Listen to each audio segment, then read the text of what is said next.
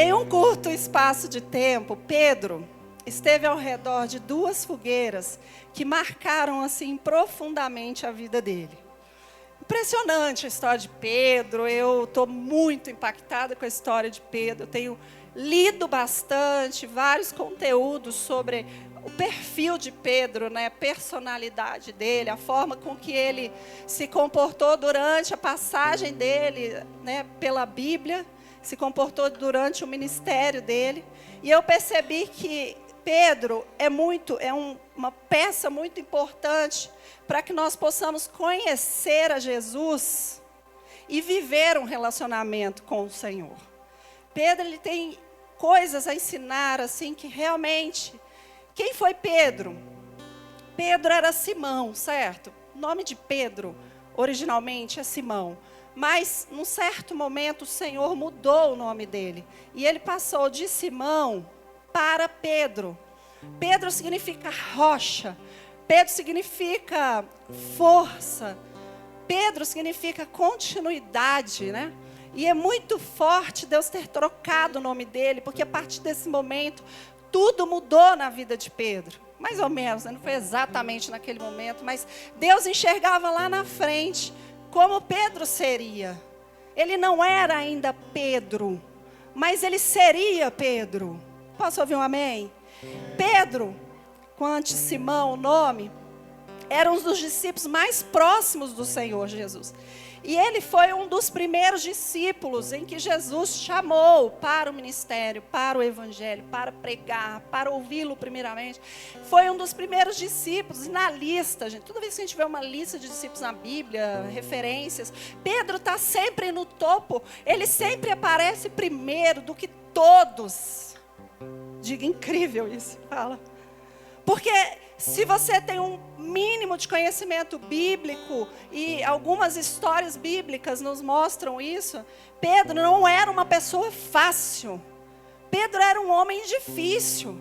Pedro era um homem de conflitos internos muito fortes. Pedro, ele era inconstante, ele amava o Senhor, sim, a gente vê isso, ele amava a obra, né, fazer, mas ele tinha uma inconstância, uma incredulidade lá no seu subconsciente, né?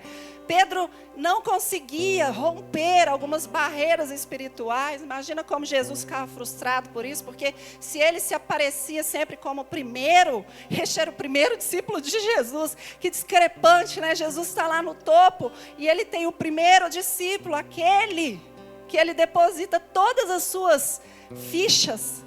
E esse primeiro discípulo é simplesmente um discípulo humano, um ser humano, amém? Essa primeira fogueira, ela se encontra lá em Lucas, capítulo 22, versículo 54, nós vamos ir até o 61. Qual é o contexto disso aqui? Esta fogueira, para mim, se chama fogueira da negação. Você já ouviu falar sobre esse texto? Ele é bastante famoso, é um texto muito lido. Mas o nome que eu daria a essa fogueira seria a fogueira da negação. Por quê? Você vai entender se você não conhece. O contexto é, Jesus ali, ele é preso no Getsemane. Jesus estava retirado, orando com os discípulos, já prevendo, né, toda a morte dele, que ele seria preso, que ele seria humilhado, que ele seria, né, muito ferido. Só que Pedro chamou os discípulos e começou a orar num lugar chamado Getsemane. E ali, naquele lugar, alguns guardas aparecem e levam Jesus. Os discípulos estão presentes naquele momento. É um momento tenso, né? Biblicamente, um momento muito tenso, porque era um momento que Jesus orou muito para que Deus desse força para ele quando começasse essa jornada, né, em torno da sua crucificação. E aí, Jesus ali é preso e levado para a casa de um sacerdote, um sumo sacerdote, e um homem da lei, né? Enfim, ali naquela época. E Jesus é para ser interrogado mesmo, para ser questionado sobre a sua postura, sobre o que ele trazia, sobre a sua palavra, sobre questões, né? E aí, a gente vê aqui em Lucas 22, 54 até o 61, diz assim: então, prendendo, o levaram e o introduziram na casa do sumo sacerdote. Diga isso, Pedro, vai, seguia de longe. Versículo, e quando acenderam fogueira no meio do pátio, diga, acenderam uma fogueira no meio do pátio. E juntos se assentaram, certo? Pedro tomou lugar entre eles.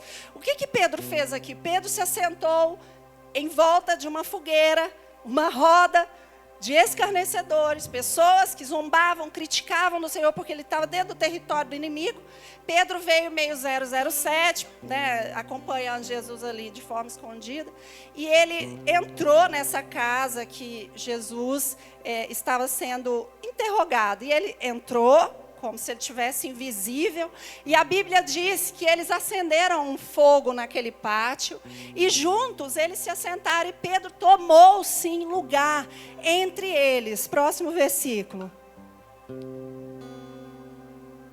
Entre mentes, uma criada vendo assentado perto do fogo, fitando. Criada de quem, gente? Do sumo sacerdote.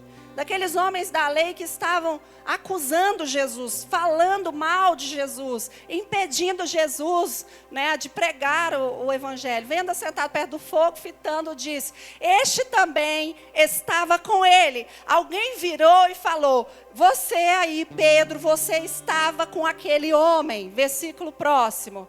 Mas Pedro negava, dizendo, mulher, não o conheço. Próximo versículo. Pouco depois, vendo o outro, disse também, tu és um dos tais. Outro acusou Pedro. Pedro, porém, protestava. Diga, protestava. Homem, não sou.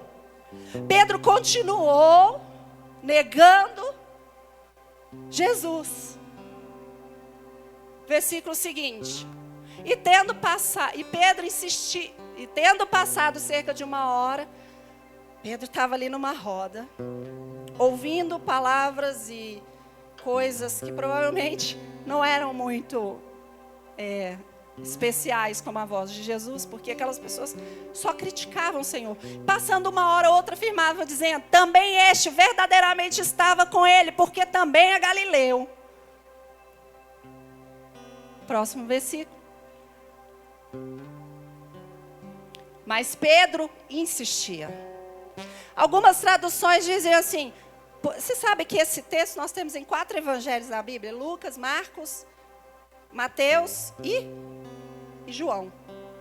É o mesmo texto contado de alguns detalhes, né? João era um discípulo detalhista, né? João, ele mencionava mais detalhes. João é interessante, né? Se você compara um texto bíblico com o outro, você vê assim, algumas diferenças e você percebe até o perfil dos discípulos de Jesus, né? Pela forma que eles escreviam. E aqui João falava, no texto de João, ele menciona que essas pessoas, que Pedro blasfemou contra Jesus naquele momento. Homem, não compreendo o que dizes. E logo, estando ele ainda a falar, diga, cantou o galo. Próximo versículo. Então, voltando-se o Senhor, fixou os olhos em Pedro. Nossa. E Pedro se lembrou da palavra do Senhor. Como lhe dissera, hoje 3 vezes me negarás antes de cantar o galo. Queridos, olha, 62 para fechar. Então Pedro disse, saindo dali. Fala comigo, saindo dali. Fala assim, então Pedro, caindo em si, fala isso. Chorou amargamente. Pedro, meu Deus, eu não sei se eu quero passar esse entendimento, irmão. Pedro, que viu, que experimentou, que vivenciou tudo, que estava com Jesus, que viu tudo que Jesus fez no meio daquelas pessoas. Como dizer, eu não conheço aquele que me segurou quando ele estava afundando? Quando eu estava afundando. Como dizer, não conheço? Ele me fez andar sobre as águas. Eu dei passo sobre as águas. Ele viu, sim, a ressurreição da filha de Jairo. Que impactante. Ele viu uma pessoa sendo ressuscitada pela mão daquele homem. Ele estava presente na transfiguração de Jesus. Que momento! Como dizer que não conhecia aquele que curou a própria sogra? Curou a sogra na sua frente. Como dizer que ele não conhecia aquele que devolveu a orelha para um dos guardas? Lembra disso? Quando ele cortou a orelha, Jesus colocou a orelha ali e aquela orelha se reconstituiu no corpo daquele guarda. Como dizer, sim, Pedro viu o Cristo ressurreto. Ele apareceu pessoalmente para o apóstolo Pedro. Gente, como dizer que ele não conhecia aquele homem? Ele nega a sua fé.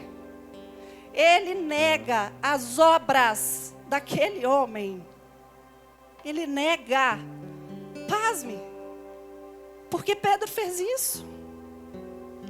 Foi ele em Mateus 16, anotei aqui. Jesus pergunta, quem dizeis que eu sou? Pedro toma a palavra e diz, tu és o Cristo, Filho do Deus vivo. Jesus o exalta, lembra disso? Troca o seu nome, Jesus o exalta. Pedro vai falar com Mateus, né, em Mateus capítulo 26, ainda que todos me abandonem, que todos te abandonem, eu nunca te abandonarei, Senhor. Não te abandono jamais. Quando todos foram embora, não sei se vocês lembram desse texto, Jesus pergunta aos 12, vocês também não querem ir? Vocês também não querem se retirar? Pedro diz, quem lembra? Pedro se levantou nesse dia e diz assim, para onde iremos? Vai, irmão. As palavras de vida eterna, João 6. Pedro faz uma pergunta, Senhor, por que não posso seguir-te agora? Eu daria a minha vida por ti. Coloquei mais fora da ordem aqui, tá bom? Tudo bem? Ao que Jesus respondeu, você daria a vida por mim? Como Deus nos conhece, né, irmãos? É vergonhoso, às vezes, assim, contar para Deus algumas coisas, porque Ele já sabe tudo a nosso respeito, sabe? Nós estamos completamente expostos a esse Jesus. Asseguro-lhe, foi nesse texto, João 13, asseguro-lhe que antes que o galo cante, você me negará, Pedro, 3 vezes. Que absurdo, que absurdo. Eu daria a minha vida por ti, Jesus. E Jesus lá em João, já dá para ele uma visão do que futuramente ele iria viver. Não é isso? Pedro entendeu uma verdade profunda, digo profunda, e verdadeira a respeito de si mesmo. A Bíblia diz que Pedro chorou amargamente. O que é amargamente? Você já chorou amargamente? Levante sua mão, não precisa ter vergonha de mim. Eu vou ser a primeira, né? Amargura tem um sabor tão ruim, difícil, duro. Tem pessoas que estão chorando amargamente todo dia, né? Não é fácil. Diga, em nome de Jesus, Senhor, derrama o teu poder sobre a minha vida hoje e me dá refrigério. Pede isso ao Senhor, refrigério. Vai, coloca a mão no seu coração. Diga refrigério. E ele entendeu uma verdade muito profunda a respeito de si mesmo. Ele compreendeu que ele era um simples pecador. Pecador. Gente, Pedro era um pouco altivo, presunçoso, né? Assim, sabidão. Pedro estava muito cheio de si. Muito cheio de si, muito. Ele descobriu ali naquele momento, ele foi chorar e ele chorou amargamente, amarguramente. Porque ele era um pecador, porque ele entendeu a grandeza. Ele entendeu essa grandeza. Ele não havia entendido essa grandeza até aquele momento. Ele viu Jesus fazendo muita coisa, mas ele não entendia a grandeza do Senhor. Pedro entendeu que ele era completamente incapaz.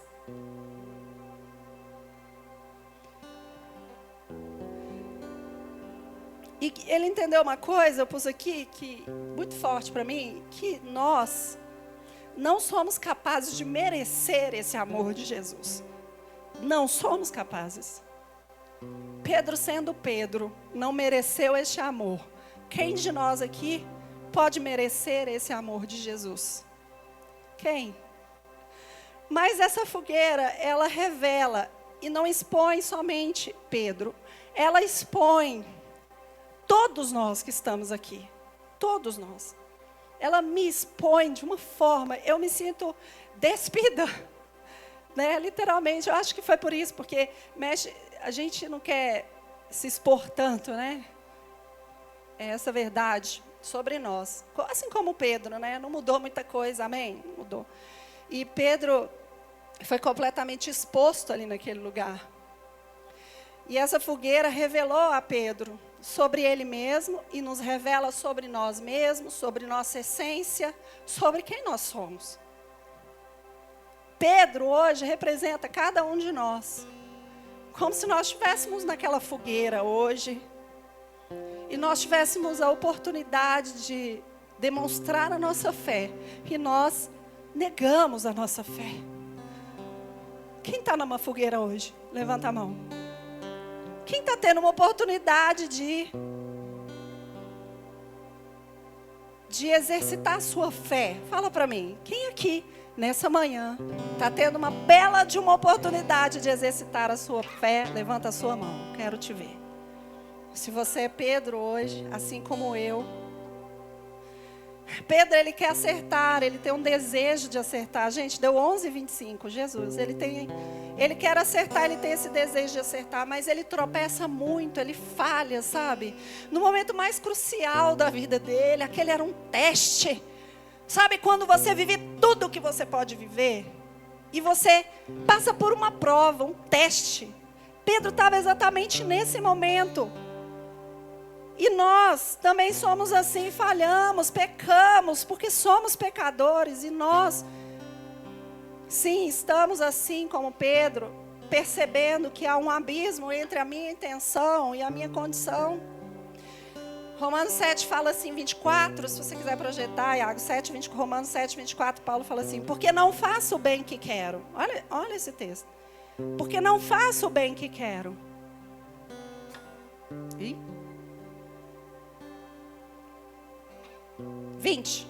19.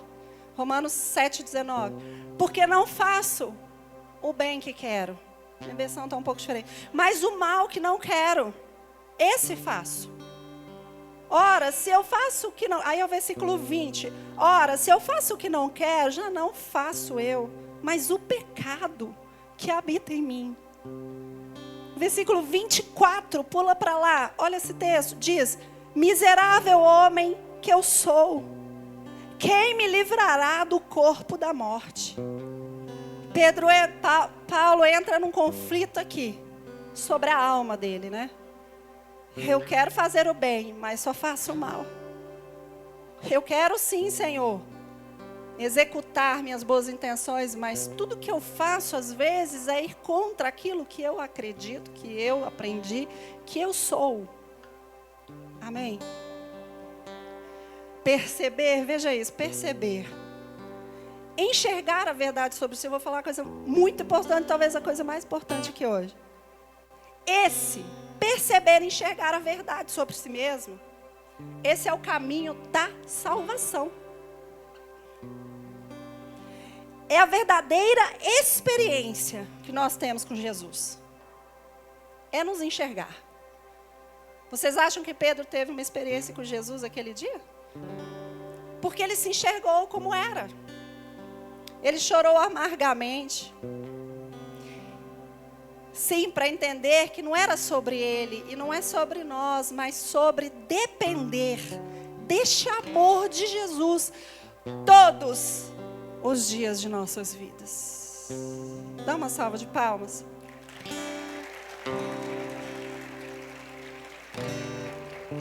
Quando o Espírito Santo vem ao nosso encontro, ele traz algumas convicções. E uma delas é que nós somos muito pecadores, meu irmão, muito. Tenho vergonha disso. Estou, sinceramente, dizendo isso para você. Eu nego Jesus em vários aspectos da minha vida. Olha, Que exagero, bispa. 22 anos servindo ao Senhor, 20 anos casado com o mesmo homem, fiel a este homem. Que exagero. Se você está me achando exagerado quando eu digo que eu nego Jesus na minha vida, desculpa te falar. Porque quanto mais nós estamos próximos da cruz, mais pecadores nós nos achamos. E se você não se acha assim hoje, um incapaz, um fraco, uma pessoa que de repente merecia a cruz mais que Jesus, né? Vamos colocar isso hoje aqui. Sabe o que está acontecendo? Você está longe da cruz. Se você olha para mim e me acha exagerada, porque eu estou sofrendo. Eu digo, estou sofrendo com isso. Eu estou triste, porque parece que eu estou chorando amargamente, assim como Pedro, sabe? Porque eu estou descobrindo e eu não quero isso. Eu quero viver um evangelho verdadeiro no meu coração. Posso ouvir um amém? E ele traz essa convicção do grande amor dele, um amor incondicional, derramado a nosso favor. Isso não é uma experiência emocional. Deixa eu te falar, não estou emocionada. Isso aqui é uma experiência espiritual. Espiritual. Ah, porque eu não me emociono na presença de Deus. Irmão, pelo amor de Deus, troca isso, porque você pode estar perdendo as maiores experiências espirituais na sua vida. Por quê?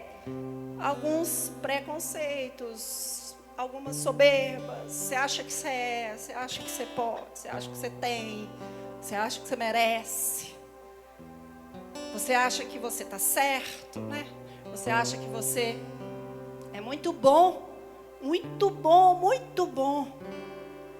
Tem um pastor americano, Tim Keller, que fala assim, ele morreu, acho que foi 2023, 24 anos, 23, acho que Tim Keller.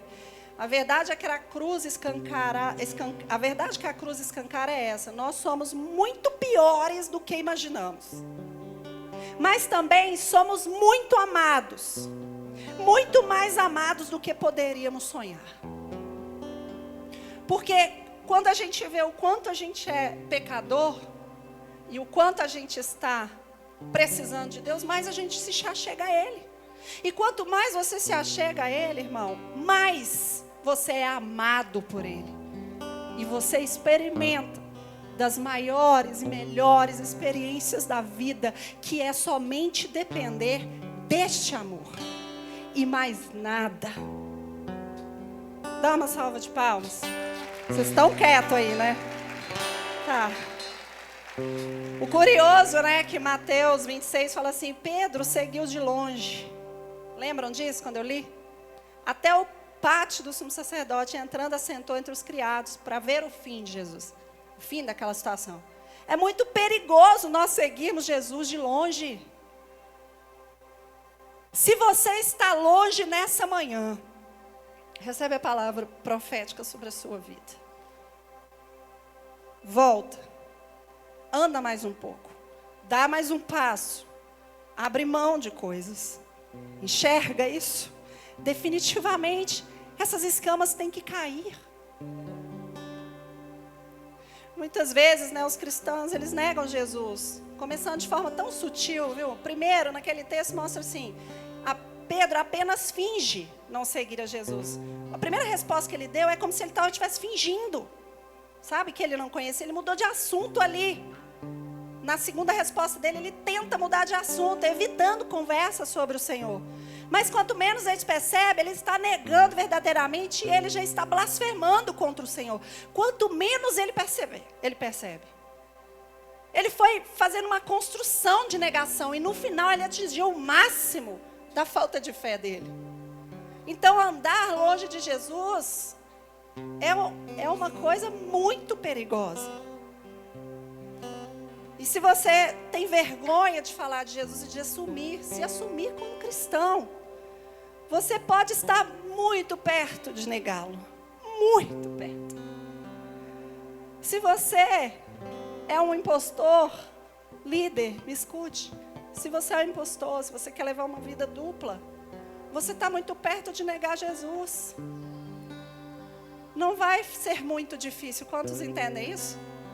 A Bíblia traz temor, né, para o nosso coração.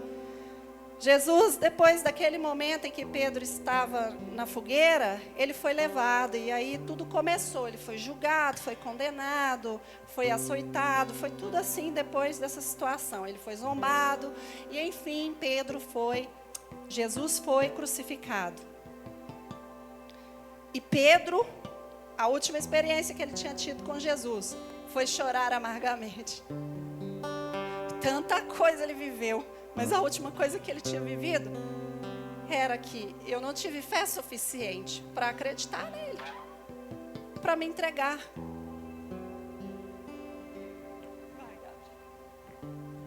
Vou tirar aqui, licença, perdão.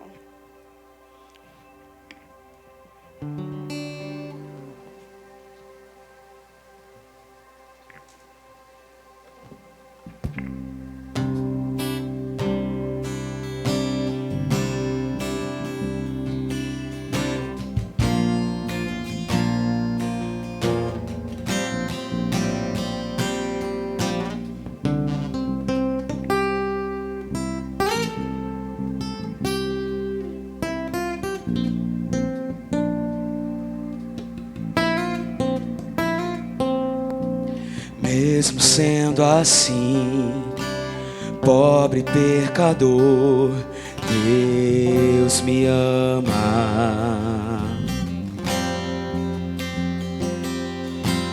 Mesmo sendo falho, mesmo sem merecer, feche seus olhos. Deus me ama. Se estou forte, se eu estou de pé, Deus me ama.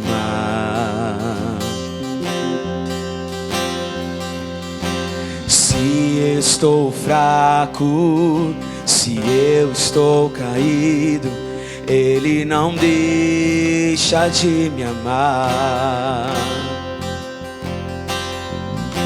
Sem o seu amor, sem o seu perdão, o que seria de mim?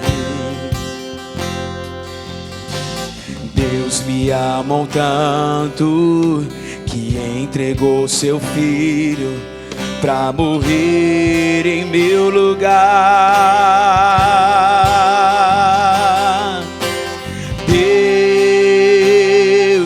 Me amar, e o seu amor é tão grande, incondicional. Deus me amar, e Ele está sempre de braços abertos pra mim. Mesmo sendo assim, pobre pecador, Deus me ama.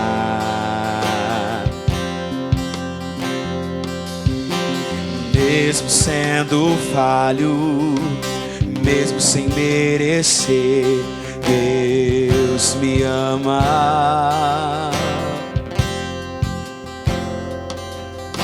Se estou forte, se eu estou de pé, Deus me ama.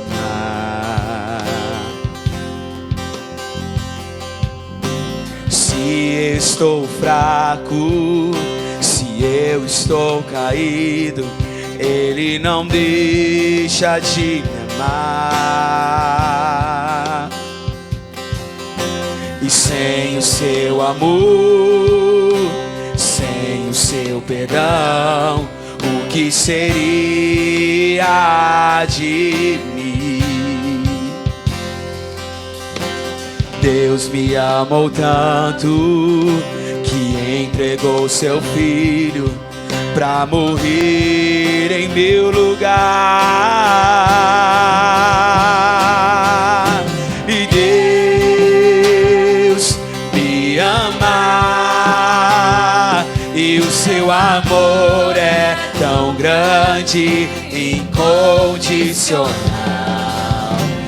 Deus me ama e Ele está sempre de braços abertos. Oh, Deus me ama e o seu amor é tão grande, incondicional. Deus me ama e Ele está sempre de braços abertos pra mim. Senhor, coloca aquela imagem lá, Iago. Ontem eu vi uma coisa na internet que mexeu muito comigo. Tô mexida, né, gente? A imagem, a postagem que eu te mandei hoje, lembra? Ó, negue a Jesus ou estupramos a tua mulher. Olha isso aqui. Por que chorei? Por que choramos? Nega Jesus ou estupramos a tua mulher, gritavam os radicais islâmicos a um pai de família cristã. Ela amarrada, olhando para o seu esposo, com lágrimas nos olhos, e disse: esposo, Jesus sempre tem sido bom conosco, cheio de amor e perdão. Hoje podemos perder tudo, menos ao nosso Senhor Jesus. Por favor, não o negues. Encerradas e trancadas no banheiro dos fundos, os filhos do casal choravam desesperados. A família, diga isso, foi fiel até o fim. Oh, dá uma salva de palmas a ele. Chorei. O texto dizia: hoje refletindo, creio sem dúvida que o Cristo que habita em mim chora, vendo e ouvindo o sofrimento dos seus filhos. Cristo chora através de mim. E Ele, algum dia, enxugará toda lágrima e vingará a dor dos seus mártires. Cristo chorou vendo Israel sem pastor. Até Cristo chorou, né? Forte, não? O refrão daquelas, se cair, do Eli. Se der, eu termino de pregar, segunda fogueira. Se não der, tchau pra nós. Vai. Ao vivo? Vai lá, o solo de violão. Toca aí.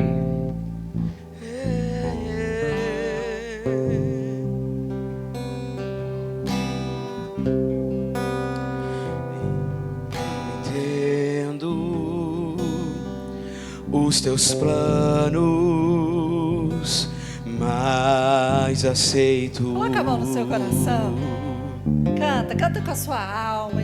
Enche esse lugar com sua adoração. Os teus caminhos, mas confio. Obrigado, Senhor. Tua vontade é boa, tão perfeita e agradável.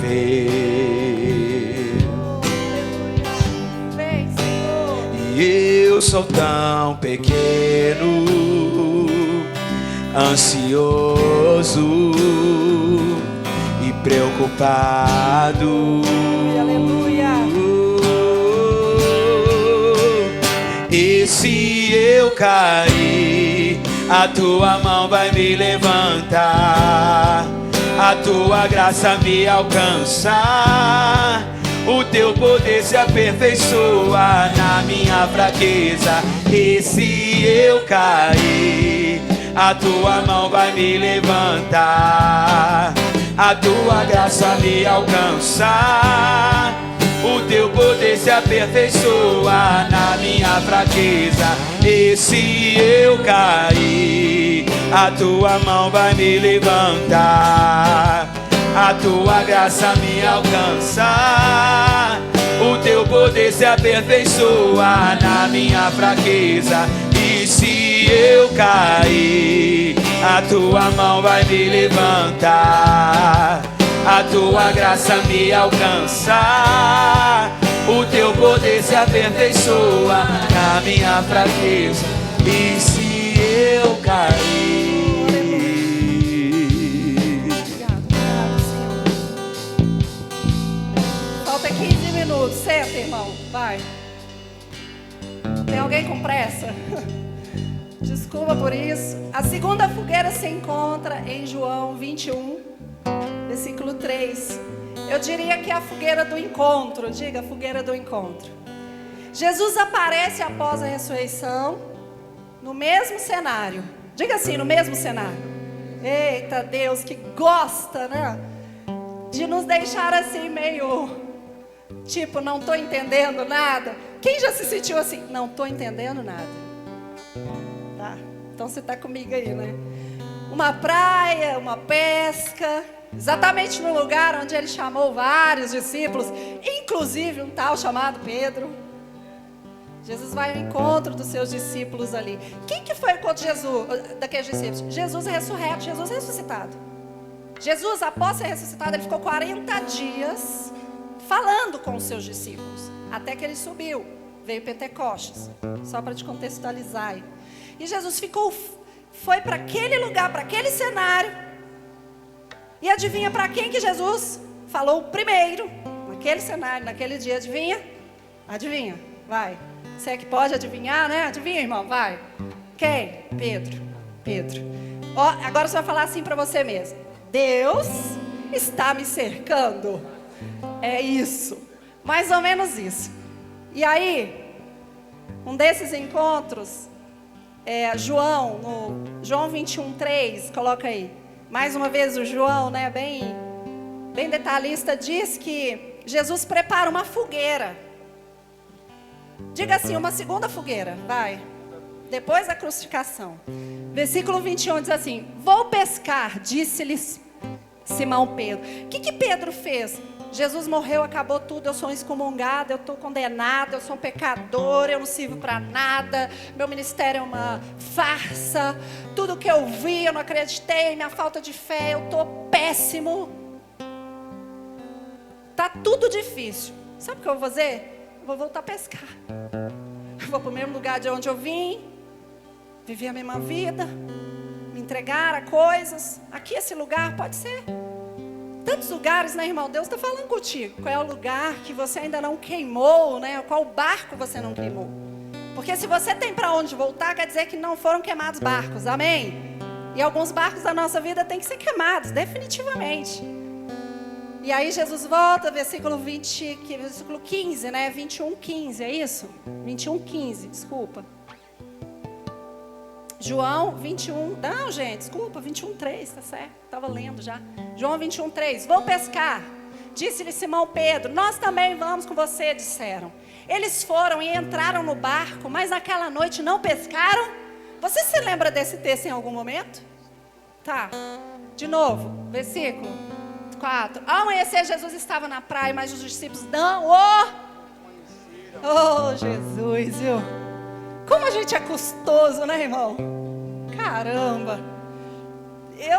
Eu quero mudar, amém? Eles lhes perguntou, filhos, vocês têm algo? Jesus perguntou a eles. Eles não reconheceram Jesus, mas Jesus falou com eles. Filhos, vocês têm algo para comer? Não responderam. Versículo 6, ele lhes disse, lancem a rede do lado direito do barco e vocês encontrarão. Assim fizeram, mas não conseguiram recolher a rede por causa do quê? Da quantidade de peixes que saem. Você se lembra dessa cena em algum momento na história de Pedro? Jesus reconstituiu aquela cena.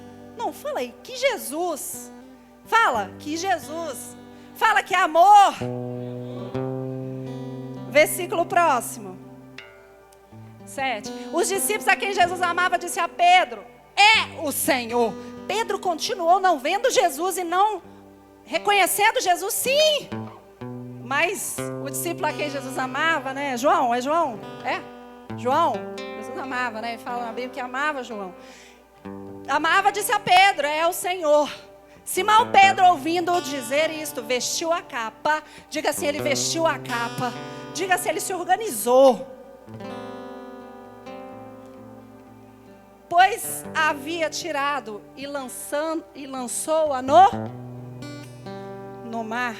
Próximo versículo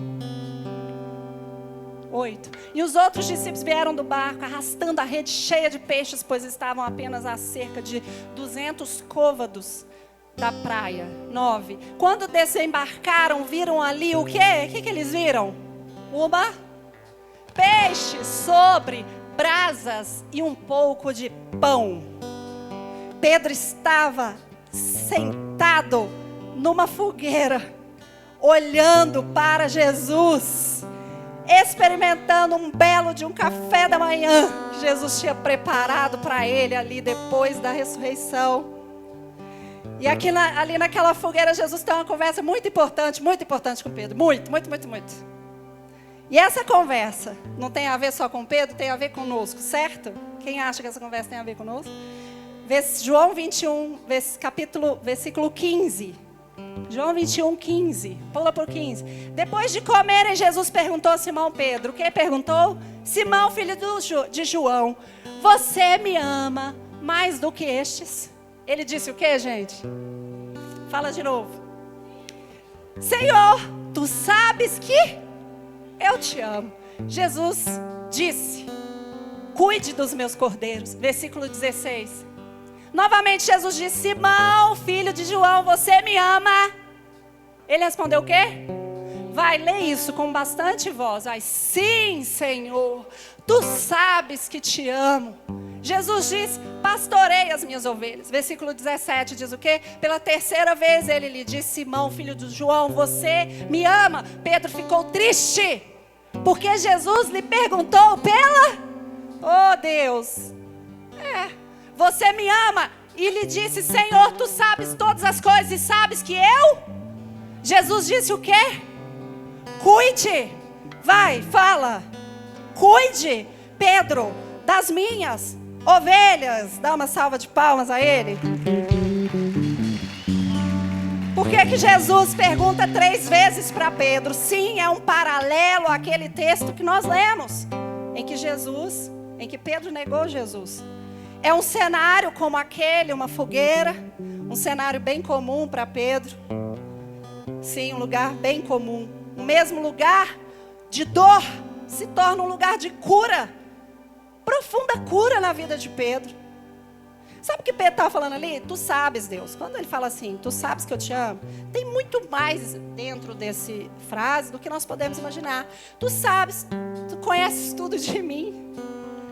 Sabe, Deus, na minha pequenez, tu sabes, eu te amo. Nas minhas falhas, sabe assim? Nesse pequeno homem que sou,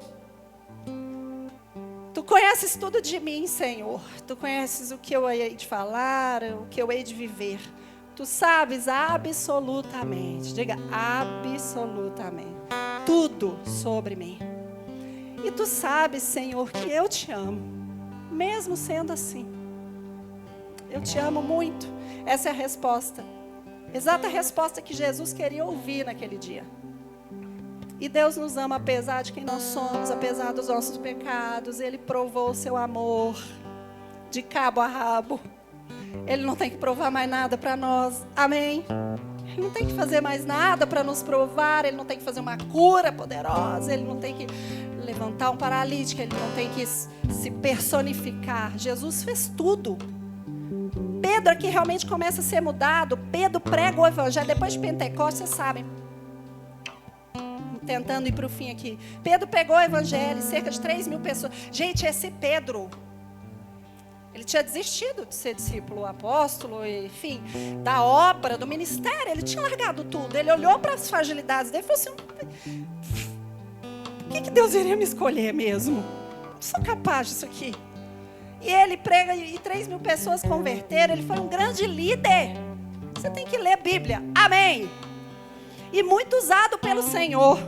Gente, a Bíblia fala em Atos 5, que não vou ler, até mesmo a sua sombra curava os doentes. As pessoas traziam os doentes para fora. Porque Pedro iria passar. E se a sombra dele tivesse na minha vida, eu seria curado. Esse era Pedro. Depois de tudo, depois da cura, depois que ele passou um processo, ele se levantou. Nós não somos definidos por aquilo que fizemos, sobre o nosso pecado, pelos nossos pecados, nem pelos nossos erros, pelas nossas falhas. Deus nos ama. Gente, eu não consigo apontar pecados. Tem pecadinhos e pecadões, tem ou não tem, não sei também. Eu não consigo. A graça de Deus não me deixa fazer isso. Eu sei que Deus quer mudar caráter, como Ele mudou em Pedro. Pedro era outro homem. Pedro era pedra. Depois que ele viveu um processo muito amargo na vida dele, ele era pedra. Ali ele era Pedro, que Jesus tinha visto lá atrás. Que ele se permitiu processos de amargura. Certo? Diga, é tempo de viver o novo. Não importa nada, minha história. Assim, se alguém está em Cristo, nova criatura é. As coisas velhas já se passaram e eis, diga isso, eis que tudo se fez novo. Nós passamos a nossa vida inteira para encontrar amores incondicionais. Sabia disso? A vida inteira a gente busca amor incondicional. Você não tem, você faz o quê? Coisas que te preenchem, te suprir, te satisfazer sua alma. Aí você começa a relação com seus pais e de repente você vê o quê? Que os pais nos decepcionam. É a vida. Ruim, péssimo. Mas eles nos decepcionam. Aí você casa, né? Quero casar, porque isso, meu Deus, é esse tempo na minha vida. Aí você casa. Quando você casa, você descobre o quê? Que a minha esposa, que o meu marido me decepciona. Aí, eis que o vazio, sabe aquele vazio que você está correndo atrás da sua vida toda para preencher? Você descobre que a mulher não preenche, que o marido não preenche. Você joga a culpa nele, você briga, você debate consigo mesmo, com Deus, com o mundo, com tudo. Você nega Jesus no seu casamento, você não põe ele para dentro, você tem medo do confronto, você não quer aquela batalha, porque é difícil. Olhar para si, quem é que acha que é difícil? Meu Deus! Para mim é o grande milagre da vida. É esse o caminho da salvação, certo? Eu disse isso. Olhar para si. Aí você vai, fala, vou ter amigos, vou ter filhos. Nossa, Deus podia me dar um filho, eu quero um filho, eu quero um filho. E você às vezes fica a vida toda falando, eu quero um filho. E quando eles nascem, sabe o que você descobre? Que eles te decepcionam. Que eles vão embora, que eles cospem em você. Ai, meu Deus, não vai acontecer com a gente, em nome de Jesus. Mas se acontecer, meu irmão, deixa eu te dar uma palavra do meu coração, pode? A única fonte de amor incondicional nós encontramos em Cristo Jesus. Um amor inesgotável. Completamente inesgotável. Quantos recebem desse amor? Aleluia.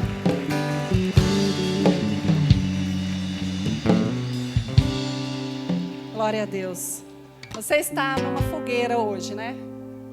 Eu vou te colocar na segunda fogueira, ok? Mesmo sem merecer, você está na segunda fogueira, Jesus ressuscitou e você está ali e Jesus está te fazendo perguntas. Você me ama?